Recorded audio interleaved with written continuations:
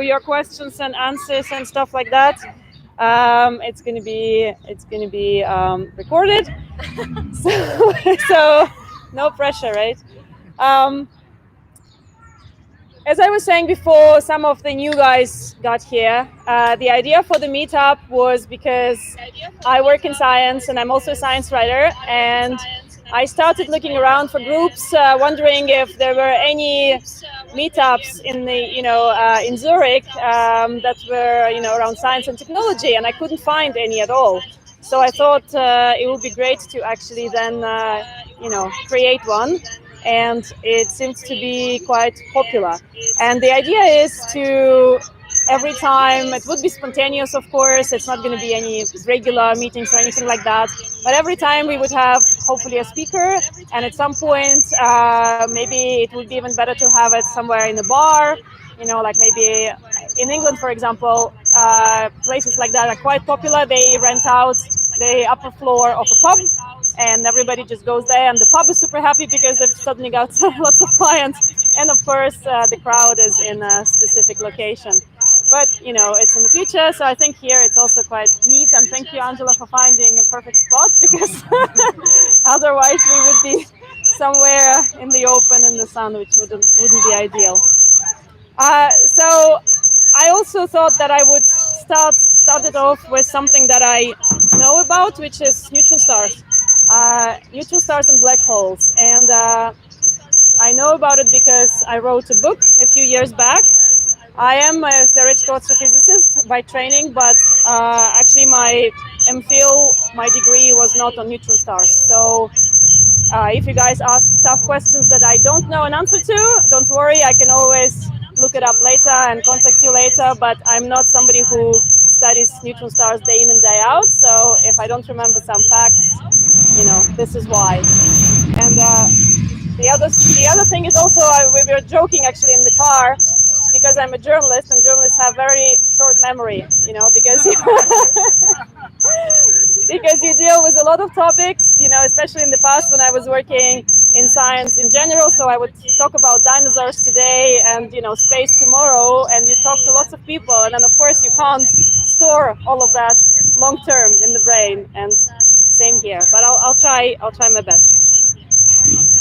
Okay, so neutron stars and black holes. How many of you know what neutron stars actually are? Anybody? You probably know. Okay, good.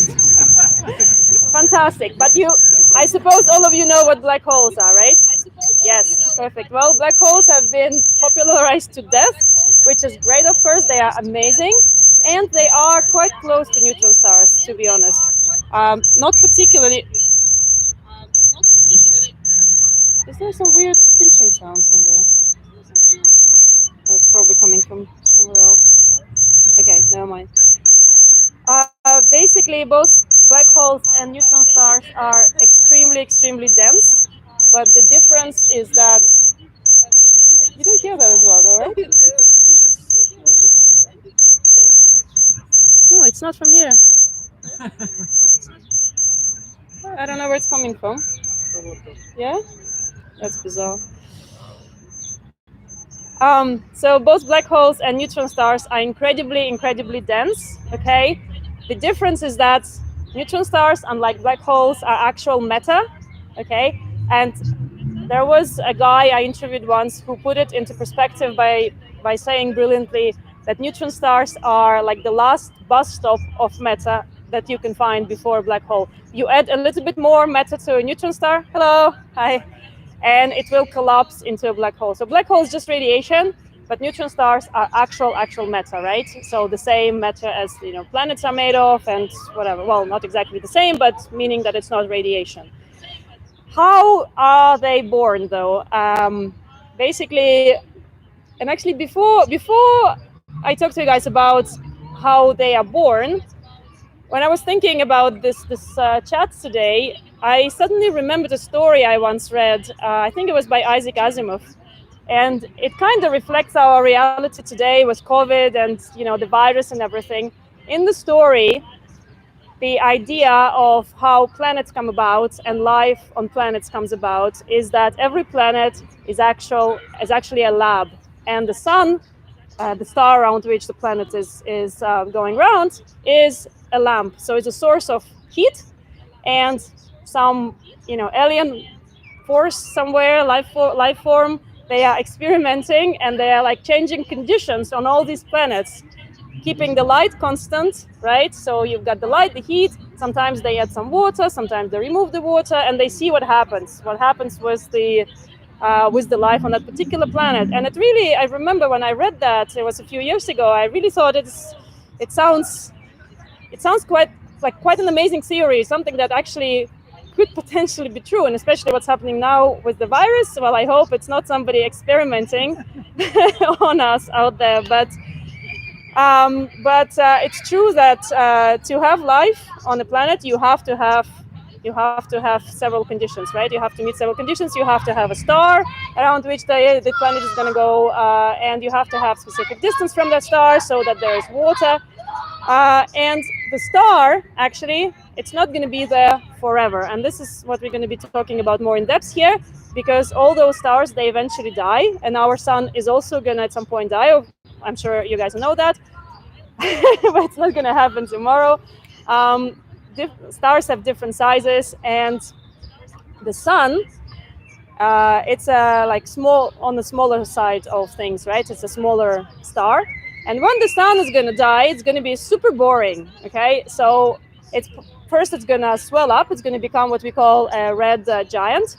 And then it's just going to, become a different object called white dwarf. And white dwarfs are super boring. I myself would, I don't know, maybe you as an astrophysicist have a different opinion on white dwarfs, but I find them super boring because we can't really detect them as much. They don't really give off heat anymore, and they just kind of stay there in space forever. On the other hand, if you take a larger star than the sun, from about 8 solar masses to about 20 solar masses or so, a star like that, when it dies, is going to die with a bang. It's going to explode in a supernova, which is this amazing explosion. I'm sure you guys all saw pictures of supernova explosions, right? You can actually see them in optical telescopes. They are really, really beautiful. And what stays behind, or a supernova explosion in this case, is a neutron star. If you take a star that is even larger than 20 solar masses, like a really, really big star, then it's going to turn into a black hole straight away, pretty much. And that's where stellar black holes come from, okay? But neutron stars, they stay behind because when a star lives, why do you think, actually, it's a good question. Yeah, why do you guys think that stars actually shine? Anybody? Except you for now. Any ideas, any theories? Come on, it's a science meetup, we need theories. Right, correct, fusion, right? So there are lots of different elements and lots of different reactions going on, and they burn and they turn, elements turn into different elements. And that's how the star is giving off heat and light and radiation. And at some point, at the end of its life, the star the element's gonna turn into iron. And iron is already a heavy element, so you can't really do fusion with iron anymore. So when you get to iron, it's basically the end of the star's life. And at this point, the weight of the star becomes a bit too much for the star to handle, and it's gonna collapse on itself. So what we call a gravitational collapse is gonna, basically implode pretty much. And if there's no pressure from the inside to counteract this gravitational pressure, then the star is going to disappear. It's going to collapse into a black hole. But what happens during neutron star bursts, you've got this pressure inside, which we call degenerative pressure. It's the pressure between neutrons. And this pressure is so strong that it is able at some point to counteract the gravitational collapse. So the star is already collapsing inwards, but this pressure is counteracting that pressure. And so this new object is born, and it's full of neutrons. We don't really know actually what's inside. We know that the outer shell is still iron because that's what it was when the star died. But inside, we're still trying to find out what exactly is happening inside a neutron star. And this object, I personally find it amazing because, well, first of all, it's really tiny, okay? It's only 20 kilometers across, so it's a sphere of 20 kilometers. So imagine Zurich, if you curl it up into a ball and you send it into space and it's going around in space, first of all, it's going to be traveling at about 200 kilometers a second, but it's also going to be spinning around itself like that. And it's spinning at a crazy rate of about, well, I think the fastest neutron star is spinning at about 600 revolutions a second. So really, really fast. And as they spin, they give off radiation from two magnetic poles, radiation in the form of radio waves. And we can register those radio waves on Earth using radio telescopes. And because it's spinning all the time like that, we actually we don't see every single neutron star out there. We have to be really lucky that we've got a telescope and the neutron star is spinning, and it's like a lighthouse at sea, because when if you have a lighthouse and you are a ship, you can only see the lighthouse when it's pointing in your field of view, right? Because it's spinning around, but the light is continuous. Well, the same with neutron stars. You've got radiation coming out, continuous stream of radiation from the two poles, but you can only see it when it's actually in the field of view of your radio telescope. So we register as pulses. So beep, beep, beep, like that, as it turns around, okay? So, and because these objects don't give off any heat, we can't see them with optical telescopes, and they were completely theoretical until 1967. So before that time, before 1967, people thought that, yes, okay, they probably exist because they already made the link between neutron stars and supernova explosions and the death of massive stars. But they thought that we would never discover them for real.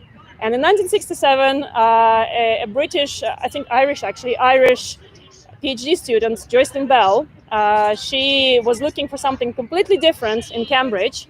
She had this really weird array, which were basically just poles in the ground, lots and lots of poles connected by copper wire. And her PhD advisor, he told her to build this array. She was actually building it herself, like literally hammering them down. So it was her PhD work. And then she was looking for something called scintillation of stars, so radio scintillation. So some stars, they basically you can get they don't. It's a totally different topic. So she was looking for something completely different, but suddenly she registered a pulse that was completely weird, right? And she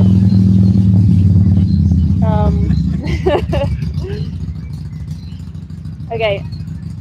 So at first she thought, she didn't even she was so surprised that she wasn't sure what to make of it. She went to her PhD advisor, and they thought for a few months that it might be aliens, like for real. It was so classified. There was a small group of people in Cambridge. They wouldn't even tell. I actually spoke for the book. I interviewed a guy who worked in the office next to her PhD advisor, and he had no idea what was going on because they kept it really top secret, because they thought, well, if it is aliens, then how are we going to communicate this news to the world, right? And they even called this first pulse that they observed LGM1 from Little Green Man. So, but what happened later, in a few months, she found a second pulse, and then a third and a fourth. And the lady, by the way, is brilliant. So Joycelyn Bell, she's amazing. She's still she's mostly giving speeches right now. She's not really doing any observing work. But when I spoke to her, she said, yeah, there I was trying to finish my PhD, and she was also about to get married, so she had completely other plans. And she said, and there's this lot of silly little green men completely screwing up my PhD thesis. So what the hell? Like, why did they choose our planet to signal and not something else? But at that point, they already knew that because it was 4 different signals from 4 different parts of the sky, it probably was not a bunch of aliens, but something else. They didn't know exactly what it was just yet, and they had some other ideas, but pretty quickly they actually understood that it's probably that theoretical object, or they thought would be theoretical neutron star, that was rotating and giving off this radiation. And so all the astronomers from different telescopes around the world completely decided to jump on this discovery, and they started to discover more and more of this, because they knew what they had to look for. and they discovered a lot of these neutron stars that pulse, and we call pulsars. Maybe you guys heard the word pulsars before, right? Because we register the pulses and not a constant stream of radiation. So they managed to find a lot of these pulsars over time from 1967. And when I started to write my book, I actually wanted to visit all these amazing places, including this array in Cambridge, which for now it's quite well. There's not much that's left of it. You can still see the poles, but the copper wire has been stolen because in the UK it's a big thing to steal copper and then sell it. So unfortunately, there's not much that's left of it. But what's interesting though, that these, and by the way, if any of you have questions, you can just ask me anytime, right? So yes, so they you've got this weird object, as I said, 20 kilometers across, and it's rotating and it's traveling through space and it's giving off radiation, and you have pulsars of different kind as well. Some of them are more magnetic than others, some of them are slower, some of them are faster, and we can register them with a variety of different telescopes. So the way I structured the book and the way I wanted actually to talk to you guys about this as well is how different all these telescopes are, right? Because probably many of you imagine a radio dish like just a typical big radio telescope, right? And that's true. That's, originally, well, apart from the array that registered the first pulsar, originally there were a lot of these mega big dishes. And one of them I visited in Australia. It's called Parkes Radio Telescope. It was built in the 1960s, and it's quite spectacular. It's literally in the middle of nowhere. To get there, I first had to fly to Melbourne, and then we drove for about 10 hours to get to this amazing place. And there are lots of kangaroos hopping around, and yeah, it's completely unbelievable. And the telescope itself, if you look it up on Google, I don't remember the actual diameter, but it's huge. It's a huge radio dish that moves up and down. And the highlight of my trip was when the telescope operator invited me to actually step into the dish, and he lifted it. So you're standing in this giant soup bowl, and suddenly, like, you see the tree line disappear. So it was an unbelievable experience. If you guys ever have a chance to visit Parkes Telescope in Australia, I encourage you to do so. They do have a visitor center and lots of people visiting, so that was quite amazing. And that particular telescope in the early 1960s made a huge discovery that put it on the map straight away. It discovered a pulsar glitch, so what we call a glitch. And that's a very, very interesting thing, actually, because the way it happened, I think it was pretty much in the same year after they all jumped at the discovery of neutron stars, and they started to discover a lot of these pulsars. And there was this guy, his name is Dick Manchester, and I met him in Australia. Now he is probably in his 70s. At the time he was, I think, a young PhD student or a postdoc. And he was looking at this particular pulsar called the Vela pulsar. And suddenly, well, actually, yes, just to mention that what's interesting about pulsars is that their rotation is very often very, very stable. So we call them atomic clocks because they rarely change. Yeah, we can actually always predict the period and the frequency. And this time around, he's looking, and suddenly he sees that the period has changed. So it's not rotating as it was rotating the day before. And at first he thought that there must be a problem with Parkes, with the telescope itself, and with his colleague, they checked and rechecked everything, and everything was fine with the technology. Well, it turned out that actually what was not fine was the pulsar itself. So it had a glitch. Suddenly the rotation was off by a few milliseconds, but it's such precise technology that the telescope picked up on this change, a few milliseconds, and they couldn't understand what it was, but they knew it was significant. And another team in the US also saw the same weird behavior of this pulsar. And then later we understood that basically something happens on the surface of the star there are several theories. We don't know for sure, but there's something to do with magnetic lines, and they suddenly don't align anymore. Maybe there's a star quake going on, so like an explosion on the surface or something like that. And we are looking now at these glitches, hoping to understand the structure, the inside of the neutron star itself. Because, as I said earlier, we have no idea. Well, we have many theories what's inside, but we don't know for sure what's inside the neutron star, because what you have is this outer shell. And actually, one of the guys I spoke to, he said it's kind of structured like an egg in a way, because you've got the outer shell, you've got the outer core, and the inner core. And we do know that the outer shell is very thin and it's iron. But as you go down, you go to the outer core, and that's pretty much neutrons. But neutrons are superfluid. So superfluidity, it's known on Earth as well. For example, we know that helium can be superfluid. It can climb up walls, but under certain conditions when it's very, very cold. But in neutron stars, the superfluidity is achieved because of the pressures inside and the temperatures inside, and it's a completely different environment. But as you go towards the inner core, everything starts to change, and atomic structure becomes completely different, and we don't know what could be inside, either quarks, which are the even smaller particles, or maybe some other exotic matter. So we're trying to recreate actually those conditions on Earth now. There are experiments, I think one in Germany. I don't know if you know, maybe that one you heard. No, it's a new one. They're just coming online to recreate the inside of neutron stars. So that's pretty exciting, and there's still so much to study, which is quite amazing. So yeah, I don't know if you guys want to hear more about different telescopes I went to, or if you have any other questions at this point. Yeah. Oh, thank you.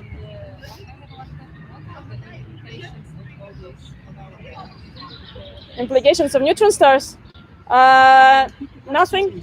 I'm sorry? Can you repeat the question? What are the implications of neutron star research on our lives? Not much. I don't think we can create a new computer or smartphone using neutron star dust or anything like that. But it's basically just curiosity, really, just to understand how it all developed, how space, universe came about. It's just that fundamental knowledge, I guess. Yeah. Collapse. I'm sorry? If they were able to make it collapse after recreating a miniature neutron star into a miniature black hole. Oh, that would be amazing. I don't think it's been done yet. No, definitely not. But yeah, I don't think they've been able to actually create a neutron star on Earth. I don't think that's possible. But maybe what's possible is to create the matter inside, the conditions for that matter to remain stable, hopefully. Yeah.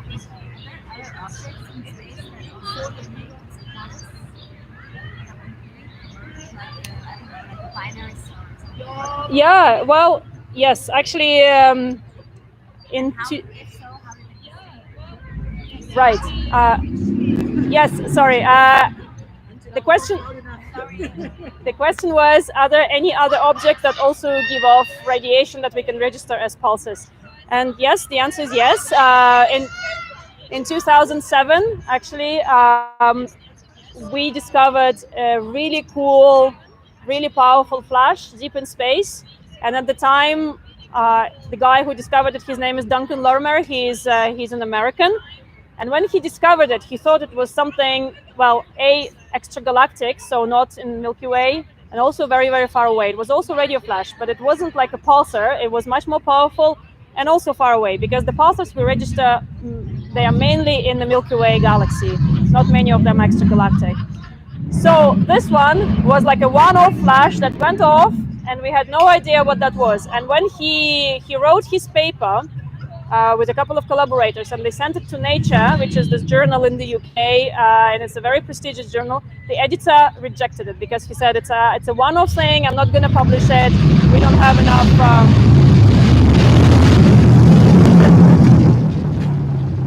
We don't have enough information, enough data to publish it. So they sent it to another journal, Science, in the US, and Science did agree to publish it, and they were right to publish it because that was the first, what we call now fast radio burst, FRB. And we found many, many more since then. He was not as lucky as Jocelyn Bell, who found her 3 other flashes in the same 12 months or so. Duncan had to wait, I think, 3 years until he found the second and the third FRB. There were 2 telescopes. I think one was Parkes and the other one was Arecibo in Puerto Rico that picked up these really, really powerful flashes. We still don't know what they are, but we think that they are young magnetars, so also related to neutron stars, but they're not pulsars. And only, I think, 2 of them are confirmed to repeat, so they give off repeating pulses, but many of them are just one-off. So we also register them as a flash, and if they would be repeating, then we would be registering repeating flashes because they also spin and they also give off radiation. But they are very different in nature because many of them are not repeating actually. They're just these one-off super powerful flashes. And we've now built facilities specifically to understand these FRBs and to catch as many of them as possible. I also went, actually in my book, I talk about them in my last chapter because it's kind of unfinished chapter of neutron stars because we don't know what they are. We think they're neutron stars, but we are not 100% sure yet. And one facility in Canada was really cool. And actually, speaking of different telescopes, that one that is looking for FRBs specifically is also a radio telescope, but it's like that. It's like a parabola, right? And like several parabolas next to each other, and they're huge as well, metallic structures. And they're trying to catch these FRBs, and they are doing a magnificent job in that. So, any other questions? Yeah. Maybe related to this question. Yeah. All the neutron stars also pulsar. No, some of them are magnetars, so that's a little bit different behavior. If they're super magnetic, then the behavior is different because it's not, they don't give off pulses like that, but they give off like sporadic radiation. Some of them can also give off X-ray flashes as well, so it's not just in radio, but it could be X-ray. So no, not all give off radio flashes that we call radio pulses specifically. Yeah. Yeah.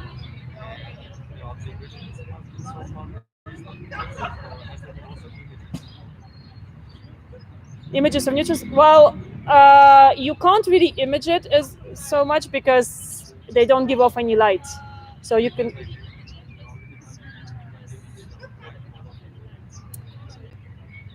That's true. Well, event horizon, yes, but as far as I know, neutron stars we haven't obtained any optical images now.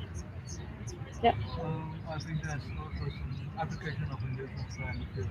I mean, not now, but maybe like 50 years later, we can travel into space, and then we can use neutron star as a lighthouse location, final location. Yes, that's true. I think Elon Musk was looking into that, or somebody like that, to use pulsars for navigation purposes as well.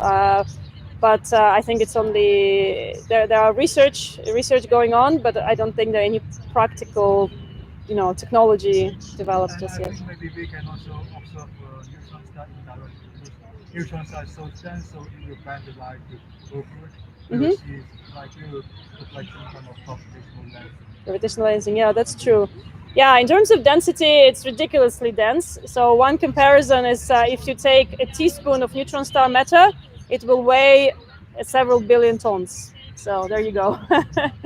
So it's very, very dense. But actually, you can even imagine that because you've got a sphere of 20 kilometers across, but it's more massive than the sun, for example, right? And the sun is much, much larger. So you take all that mass from the sun and you put it into a really tiny ball. So that's how dense it is. So, any other questions? The space where a neutron star is it like an isolated object, or there can be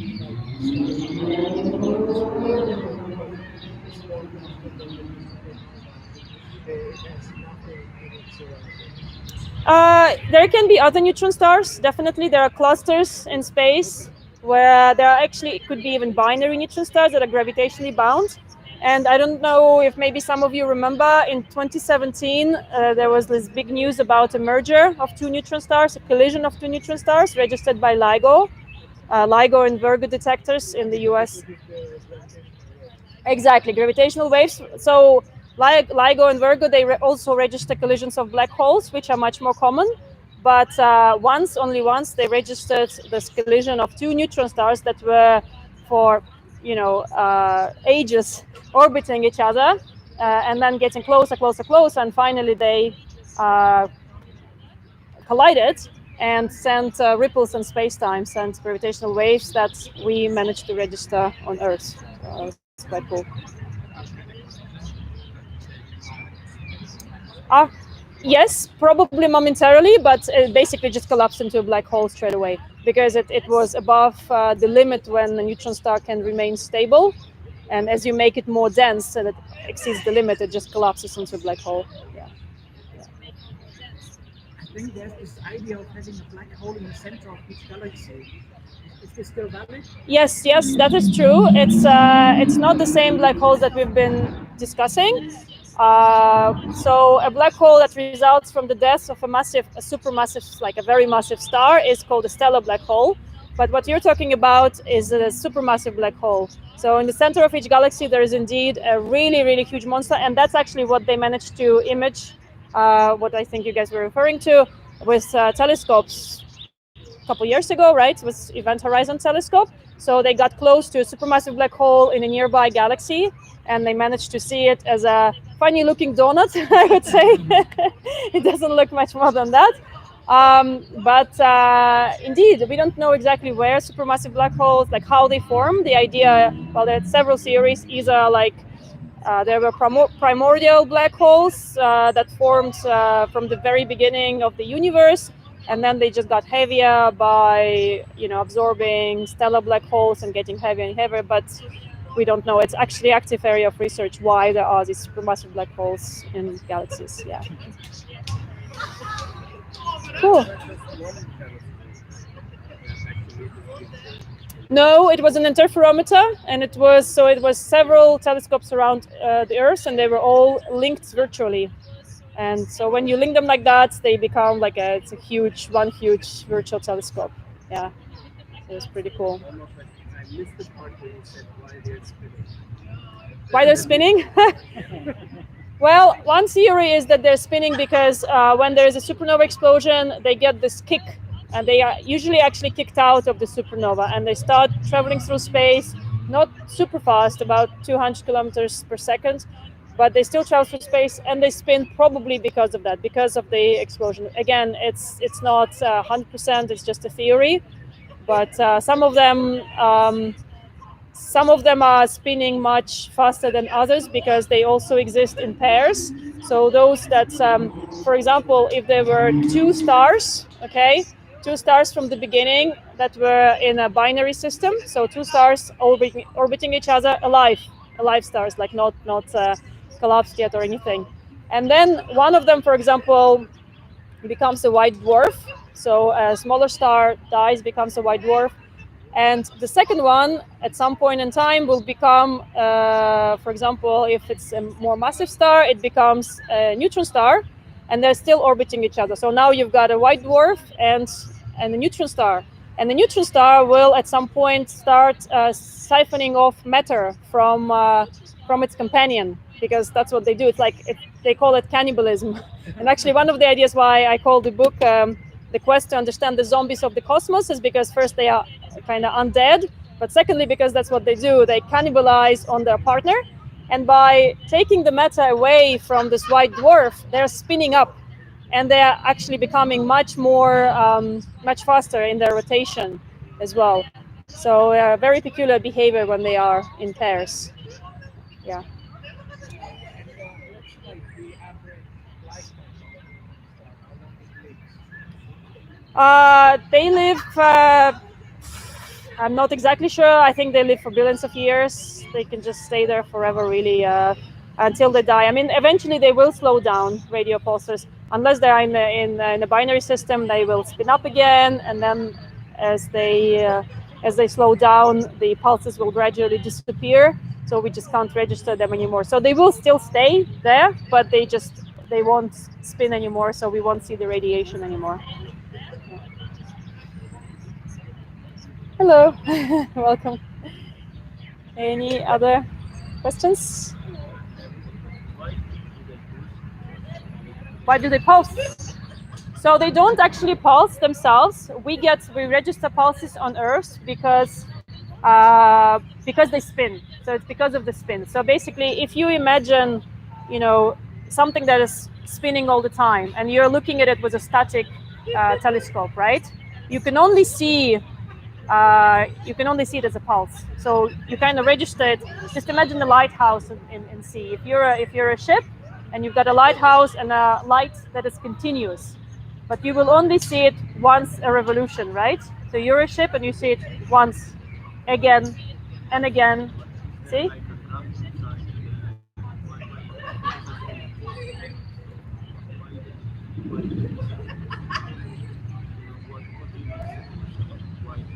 Sorry, I can't hear you. Can you speak up? Yeah, okay.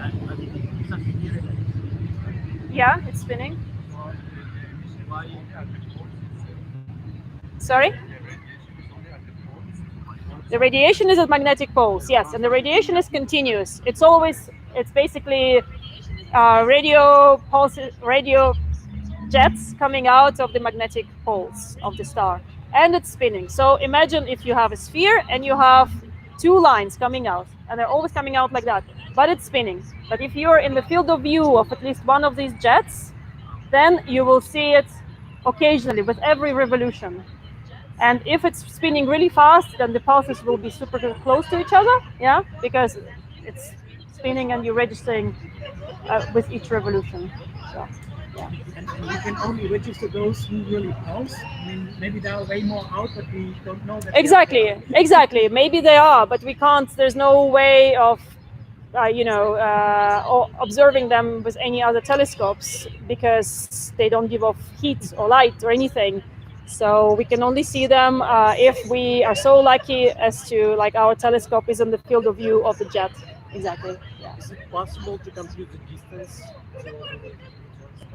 Yes, it's possible. Like, the question was, is it possible to know the distance, how far away they are? Yes, we can measure the distance using. We can just measure in interstellar medium. I don't know exactly how they do that, but they know pretty much exactly how far they are, and that they are in our galaxy, most of them. So, and what type of radiation is this pulses? Like X-ray? In our galaxy, most of them. So, and what type of radiation is this pulses? Like X-ray or gamma ray? It's radio. Radio. Yeah, there are also neutron stars that give off X-rays. Yes, but they have a little bit of a different behavior, and we use different telescopes to. They don't give off pulses like that. So X-ray neutron stars that give off X-ray light, they have like hot spots on the surface, and they occasionally give off flashes. They just kind of blow up, and we can see them in X-rays. Yeah.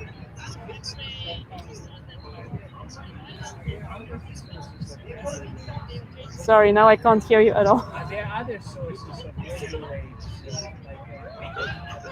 I guess. Yes, yeah. There are other sources of radio waves like quasars. Yeah, there are other objects, exactly. They're not just neutron stars. Black holes are also observed in radio, and quasars, and lots of other things that. So we can pick the neutron stars, the pulsars, just because they pulse. Yes, just because they pulse. Exactly. Yes, yeah, pretty much. Once we actually get the pulse, can we follow it, or is it sometimes can we track the pulse? Yes, actually, very good question. Exactly. There are experiments that do exactly that. It's called timing of pulsars. So there are telescopes that are looking at specific pulsars for many, many years, and are timing them specifically to see whenever there's a glitch and how the behavior changes. It can show us many different things and can tell us things about about space as well. Yeah. I think there are about 3,000 radio pulses known right now, so not that many, but as Christian said rightly, there are probably many, many more out there. Yeah. The 3,000 just in the Milky Way. Yeah. Just in the Milky Way. Yeah. Mm. Yeah. Exactly. And on the neutron star, the rotational pole, is it the same as the electrical pole? Is it at the same place on the star? Well, it's the radiation is coming out of magnetic poles. Magnetic. And this is So the same as the spin pole. I mean, on Earth it's different, the magnetic pole. yes, it's true. It's a little the bit. same in the neutron star? That I'm not sure about. I think the technicalities probably similar to the Earth, but I would have to check that. You also mentioned another object that is similar to the neutron star, right? You told me before that they FRB. exactly. Yeah. I think so. Yeah. I think they produce one time off events.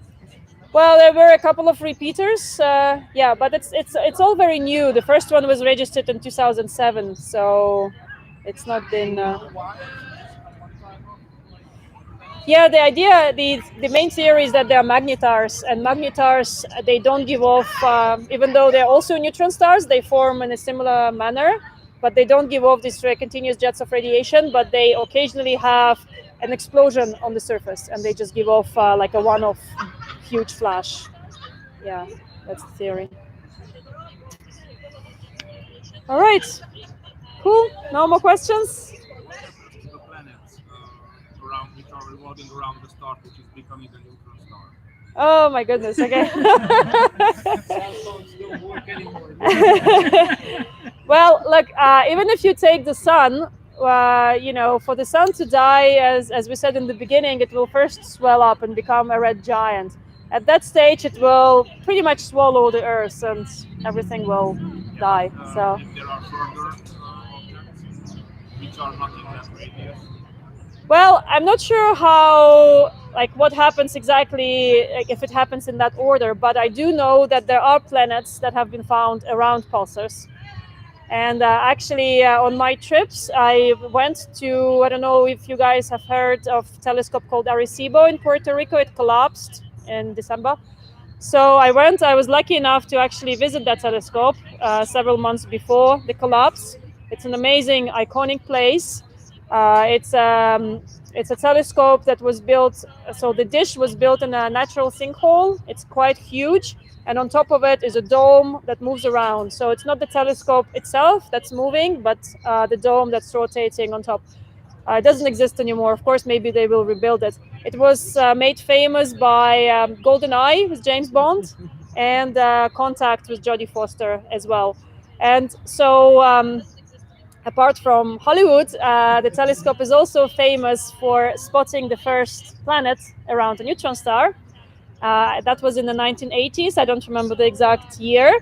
Actually, there is also a very touching story about that particular instance, because I think a year or so before, the guy I met, his name is Alex. He's a Polish astronomer with a really, really long last name, which I wouldn't be able to, to pronounce right now.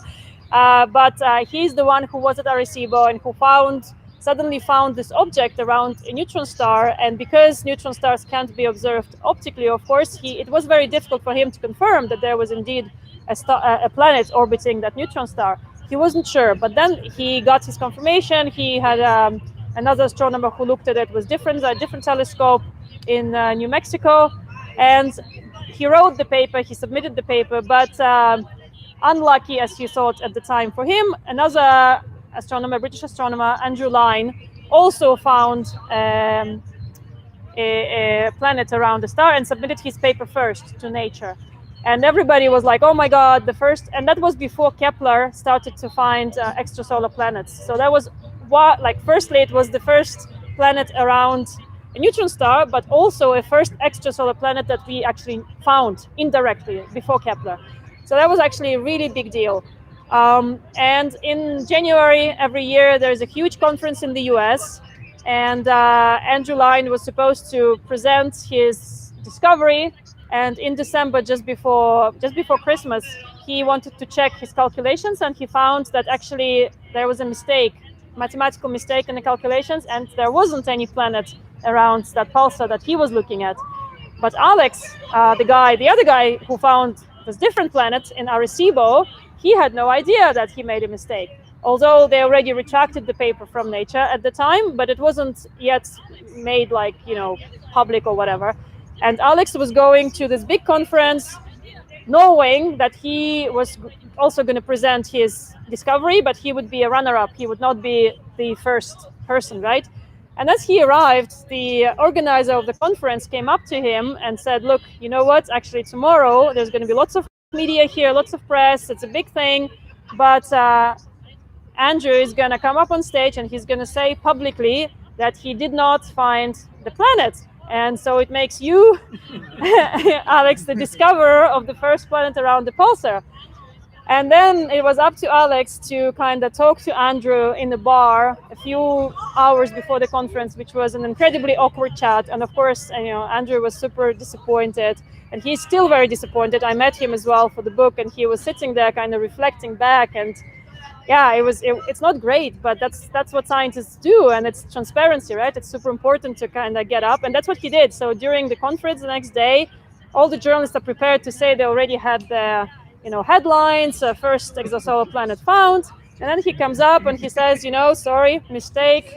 And so they all like, oh my God, they get out of the room and they start sending modified stories that there is no planet. And then this other guy, Alex, comes up and says, actually there is, but I found it and it's around a different pulsar.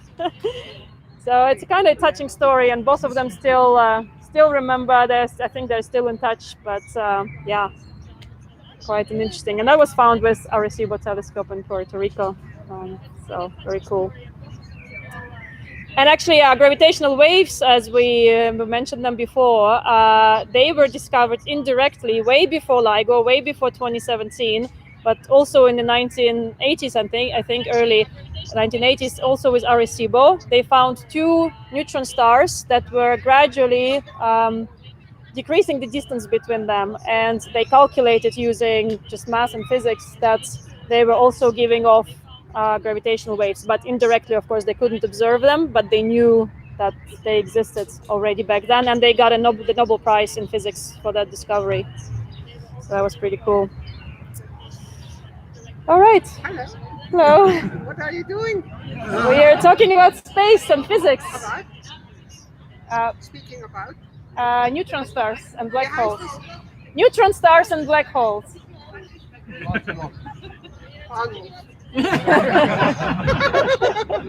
Say it again. You're welcome to join us. Black holes. Not I don't really. understand because my ears are completely soaked. About stars. Stars, sky. Oh, are you a peach? Do I look like one? Somehow, huh? No. I closed my mouth. Sorry. Okay, that's okay. Welcome to join us. All right. So if there are no more questions, you guys are welcome. I'm sure you all have very interesting backgrounds. Why don't you all kind of network and mingle and talk about other things than neutron stars only? And if you have any other questions, you're welcome to drop me a line or contact me on Twitter or whatever, and I'll get back to you with. Great talk. You're welcome. Cool.